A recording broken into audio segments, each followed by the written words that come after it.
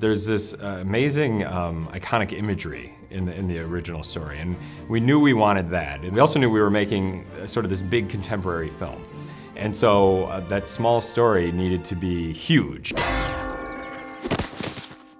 Rapunzel had to be smart, dynamic, really driven, and you know, she has to be the engine that drives the movie, but she has a very limited worldview, and that's where Flynn Rider comes in. How you doing? The name's Flynn Rider.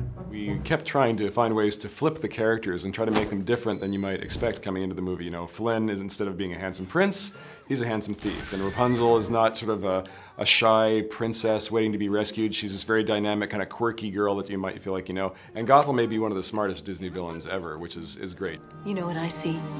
I see a strong, confident, beautiful young lady. Oh, look, you're here too. Yeah, it's true. At Disney, you get to work with the best in the world, and that includes, you know, Alan Menken, amazing composer, amazing songwriter, you know, just talent coming out his ears. And then Glenn Keane, who has been the heart of Disney 2D animation for the last 3 decades. For one thing, it's strange that I'm so obsessed with characters with a lot of hair, from Pocahontas to the Little Mermaid to the Beast to Aladdin to Tarzan. But I find that actually the hair is much more than just an appendage or a decoration. It's actually a symbol of a problem the character has to overcome.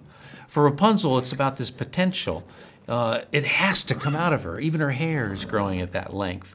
But animating hair is extremely difficult with a computer. To control that many pixels, there's 140,000 hairs on Rapunzel's head. And controlling them is like controlling cats, you know, they want to scatter. We never could have done that before without the influence of hand-drawn bringing a subtlety and an organic feel to the animation. I was just amazed at what the animators were able to do in this film. We tried to bring the best of 2D into a 3D world. The big extra that 3D brings to this film is that it's always used to tell the story. It's not just in there for the novelty of it. Like every time we use 3D, we're using it to make a story point. This lantern scene where you're watching Rapunzel and Flynn in this gondola among 50,000 floating lanterns. The 3D puts you in the boat with Rapunzel. You become a part of that scene, and it really involves you like nothing else can. We love hilarious movies. We love movies with, you know, giant action roller coaster type sequences. And we love movies with a ton of heart and emotion. We thought, well, what if we put all of that and what was great about the original fairy tale together and just made this like kind of massive, awesome movie. And that's what we did.